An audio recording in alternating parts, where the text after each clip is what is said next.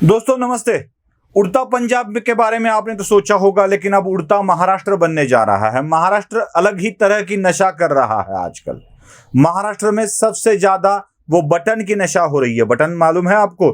गोलियों को बटन कहा जाता है, जो आम तौर पे किसी मरीज को दी जाती है गोलियां, जो खास करके मानसिक बीमारी होती है, उनको मानसिक रूप से विकलांग होते हैं, उन लोगों की कुछ अच्छाई होने के लिए या उनकी मानसिक स्थिति ठीक रहने के लिए उन्हें नशे की गोलियां दी जाती है। ऐसी ही गोलियों को खाकर नशा करने वाले लोग महाराष्ट्र में बहुत बढ़ गए हैं। वो बटन की नशा लोग आजकल कर रहे हैं। किसी एक मरीज के प्रिस्क्रिप्शन को लेकर उसमें हेर फेर कर अलग अलग प्रिस्क्रिप्शन बनवाए जाते हैं और 8-10 रुपए की गोली आमतौर पे लोगों को 100-200 रुपए में बेची जाती है। यह कारोबार बड़ा फैल रहा है। इस गोली का फायदा एक है कि कोई उसकी स्मेल नहीं आती है, जैसे दारू पीने के बाद मुंह से स्मेल आती है वैसी स्मेल नहीं आती है। कोई नशा किया है ऐसा लगता नहीं है, लेकिन आदमी नशे में चूर हो जाता है। दोस्तों, इसी नशे में लोग खून भी करने लगे हैं। औरंगाबाद में 1-2 खून इसी नशे के कारण हुए हैं, ये भी आपको बता दूं। इस नशे का कारोबार इतना बढ़ रहा है कि आए दिन इसको बेचने वाले लोगों की संख्या भी बढ़ रही है और आजकल पुलिस इन्हें गिरफ्तार भी कर रही है। लेकिन यह कारोबार बढ़ क्यों रहा है, इसके बारे में सोचना जरूरी है। खबर बस यहां तक की नहीं है, आगे भी कुछ है। आप आमतौर पर फिल्म देखते होंगे, हिंदी फिल्मों में कोई विलन होता है, वो हीरो के यानी नायक के परिवार को तंग करने की कोशिश हमेशा करता है और कोशिश ये होती है कि कहीं उसके घर में जाके ड्रग्स डाल दिए जाते हैं। अगर वो सरकारी नौकर के रूप में रोल कर रहा है तो उसके घर में पैसे रख दिए जाते हैं। पुलिस आती है, रेड डालती है, ड्रग्स मिलता है, पैसे मिलते हैं, गिरफ्तार होते हैं, मौत भी हो जाती है, आत्महत्या भी कर लेते हैं। ऐसी घटनाएं हमने फिल्मों में देखी है, लेकिन ये पुलिस की मदद से हो रहे घिनौने अपराध महाराष्ट्र में अब मानो आम से हो गए हैं। हर बार पुलिस को बीच में लाकर पुलिस का इस्तेमाल कर कर पुलिस के द्वारा लोगों को फंसाया, ठगाया जा रहा है। कितने लोगों के ऊपर कितने क्राइम रजिस्टर्ड किए जा रहे हैं। आमतौर पर इतने सब सच पूछो तो सुप्रीम कोर्ट तक ने कह दिया है कि एक ही क्राइम के ऊपर अलग अलग एफआईआर रजिस्टर्ड ना करे, लेकिन फिर भी 10-10, 12-12 एफआईआर रजिस्टर्ड करने की कोशिश महाराष्ट्र में हो रही है। ये इसलिए हो रहा है कि किसी की आवाज को बंद किया जा सके। एक उदाहरण मैं आपको और भी बताता हूं, मतलब जो रियल केस मुझे आपको बतानी है, उससे पहले एक उदाहरण मैं आपको और भी बताता हूं, वो है मोहित कंबोज का। मोहित कंबोज के ऊपर ऐसे ही फर्जी केसेस कर दिए गए हैं। उसके बारे में भी विस्तार से किसी अन्य वीडियो में आपसे मैं बात जरूर करूंगा। दोस्तों, एक कहानी तो ऐसी है जिस कहानी को सुनकर व्यवस्था पर से विश्वास आपका उठ जाएगा।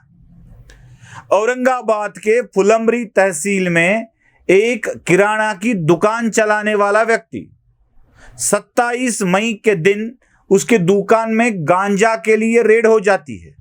उसकी दुकान में 4 किलो गांजा मिलता भी है। गिरफ्तारी होती है। 4-5 दिन उसके जेल में चले जाते हैं। जमानत पर छूटने के बाद बाहर आता है और इसी कश्मकश में वह रहता है कि मेरे दुकान में गांजा आया कहां से। वो अपने सीसीटीवी फुटेज को खंगालने लगता है, तब उसको असलियत पता चल जाती है। क्या है वो असलियत?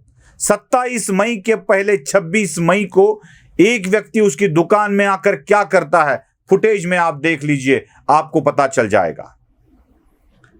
यह व्यक्ति इनकी दुकान में प्रवेश कर रहा है, यह शुरुआती फुटेज है।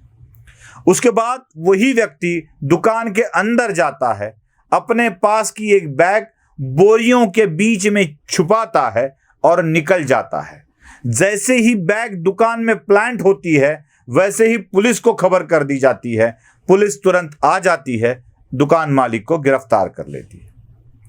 जब ये चीज औरंगाबाद के जिला पुलिस अधीक्षक को पता चलती है, जब वही दुकानदार वही फुटेज लेकर पुलिस अधीक्षक के पास चला जाता है, तो सन्न रह जाते हैं पुलिस अधीक्षक, क्योंकि इसमें शामिल होता है औरंगाबाद पुलिस बल का एक कर्मचारी।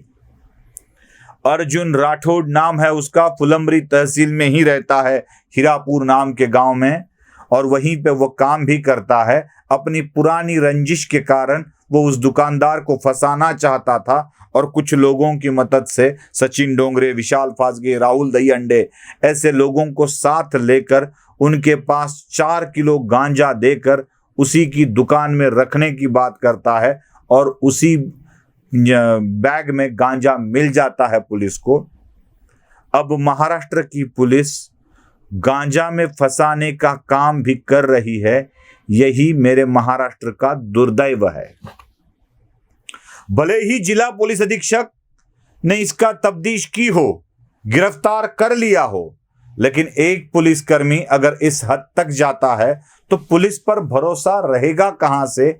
यही एक सवाल हम सब के मन में उठता है। क्या इस सवाल का जवाब महाराष्ट्र पुलिस के पास है?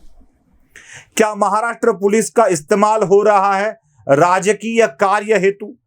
क्या राजकीय हेतु से ही महाराष्ट्र पुलिस को चलाया जा रहा है? अपने विरोधियों की आवाज दबाने के लिए महाराष्ट्र पुलिस को चलाया जा रहा है और वही सिलसिला आखिर तक चल रहा है। मतलब राज्य के बड़े पुलिस अधिकारी बड़े लोगों को गिरफ्तार करने में लगे हैं तो राज्य के छोटे कर्मचारी अपनी दुश्मनी निकालने के लिए लोगों की दुकानों में गांजा रख कर आ रहे हैं।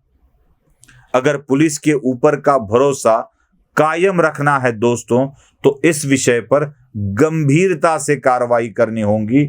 सिर्फ पुलिस अधीक्षक की कार्रवाई से काम नहीं चलेगा, इसको राज्य स्तर पर, राष्ट्रीय स्तर पर सोचना चाहिए कि ऐसे कितने प्रसंग हुए होंगे जिनमें पुलिस ने ही उन लोगों को फंसाया है। मुझे लगता है आप भी जरूर इसके ऊपर विचार करेंगे।